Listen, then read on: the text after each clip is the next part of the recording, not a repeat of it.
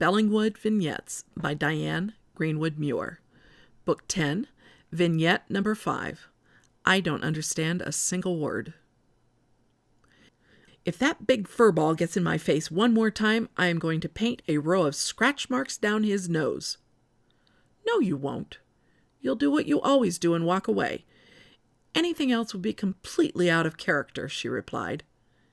He harumphed, pushing at her with his back paws, and he licked his chest.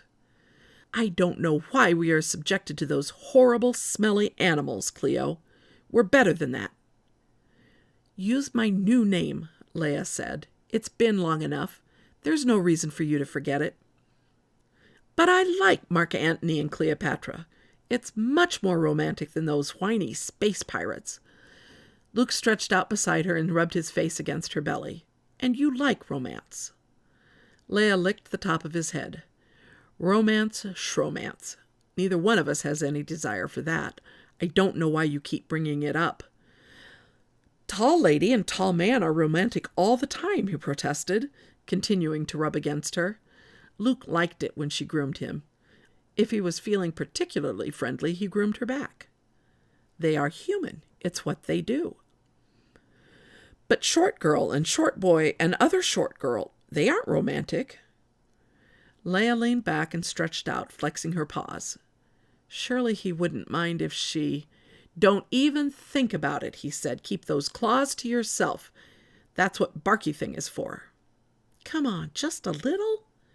No, you say it will be just a little, and the next thing I know, you're digging those daggers past my fur and into my skin. We've had this discussion 1,000,000 times. You can just stay away. Leah sat back up and then leaped to the floor. Where are you going? Tall lady is crying again. So she needs me. Alpha Barky Thing is with her. He can take care of her. He always does, Luke said, jumping down to walk beside her. She needs me too. Tall man can't fix this. He brushed against her as they walked through the doorway. Did you see the brown thing jump across that bar this morning? Leah stopped mid-stride and sat down to lick her front paw. She looked up at him. Do you mean the squirrel on the branch? Seriously, Luke, pay attention. I know it's a different language, but if we are ever going to communicate with tall lady and tall man, we have to learn their words. You learn their words. If I learn them, I'll have to do something about it. You know the words treat, food, and come here. I'll admit to knowing the words treat and food, but anything else means I have to respond. I'm my own man, you know, he said, arching his back. Leah jumped to the back of the sofa and brushed her face across tall lady's neck to let the woman know she was there. Both barky things were already trying to get into the woman's lap, the younger one making a complete fool of himself. She agreed with Luke. That one was a mess, so stupid and slobbery, he'd do anything to get his people to pay attention. At least the alpha was dignified. Well, except when he turned over on his back so they'd rub his belly. She smiled to herself. Actually, belly rubs weren't the worst thing in the world. Luke hated having anyone touch his belly. Tall lady tried a couple of times and he'd scratched her both times. Leah scolded him, but he refused to feel bad about it. The person should know automatically that he hated that. He wasn't a barky thing. Stupid barky thing got in trouble this morning, Luke said. He'd perched on the table between the sofas. What do you mean? She asked. Alpha Barky Thing told him not to go into the place where they dig up dirt and pull out random green branchy things, but he wouldn't listen. I don't know why they don't know any better. Who? Tall people. Stupid Barky Thing is too young to know where he's supposed to go. Just look at him. He even looks stupid. That tongue hanging out, you wouldn't catch me doing that. You're being awfully judgmental today. He hunched down and put his head between his front paws. They kept me up late last night. That's what you get when I'm not allowed to sleep. Tall lady tossed and turned and turned and tossed. Do you know that she kicked me in the head once? I nearly bit her on the ankle, but that would have required me to move. It was a long night, Leia agreed. You could try to sleep now. Right here? With no one to keep me warm? Have you lost your mind? They look like they're going to sit still for a while.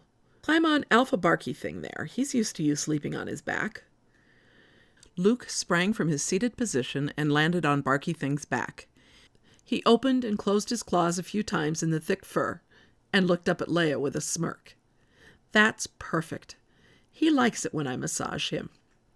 He's just patient, she said, and because he's a Barky Thing, he tries to make everybody happy. She stretched out along the back of the sofa and nestled in against Tall Lady's shoulders. Do you ever wish you knew what they were saying? She asked. You're the one who pays attention. Luke settled in on the Alpha Barky Thing. She heard his breathing slow. But both Barky Things know more of their words than we do. Luke looked up. Maybe their language is closer to human than ours. I don't understand a single word these big lugs say. It's bark, bark this, and bark, bark that, and it's always so loud. And what's up with those other cat smells they bring into the house, by the way? And don't forget those other smells. Sometimes I can't stop my nose from sniffing. Sometimes it smells like poop. Not my poop, he said. Tall Lady is constantly taking mine away. She heard laughter in his voice. But do you remember when stupid Barky Thing thought it would be fun to eat my poop? Stupid Barky Thing. It's my poop. You're not supposed to eat that. He stood up, arched his back, and lay down again. Just goes to show how ridiculous these big animals are. Why's that? You heard me. They eat poop. But they get to go everywhere with Tall Lady and Tall Man. Trust me, Cleo. Leia, she whispered. Whoever. Trust me.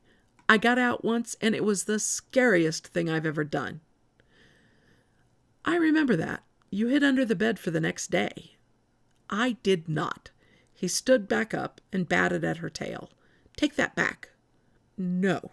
Leia turned to face him. You hid under the bed, she taunted.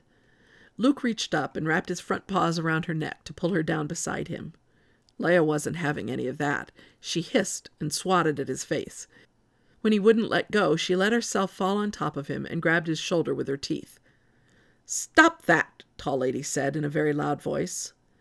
The Barky Thing stood up and let them fall to the floor. Both cats landed on their feet and shook themselves. Leia sat down and licked her front paw. Luke stretched out beside her and yawned. You understood those words, Leia said. He stood up and rubbed against Tall Lady's leg. She reached down, picked him up, and held him in her arms, stroking her hand down his back. It's all in how you respond, he replied, purring. Leia waited until Alpha Barky Thing settled in again and jumped up to tuck herself in between him and Tall Lady. She purred, waiting for Tall Lady to pat her head. Soon both cats had fallen asleep. She dreamed about warm sunshine and stretched out, then woke up when Luke settled in beside her. Alpha Barky Thing turned his head and gave a sloppy lick across her head. That was going to take some cleanup, but she'd do it later. Now was a good time to sleep.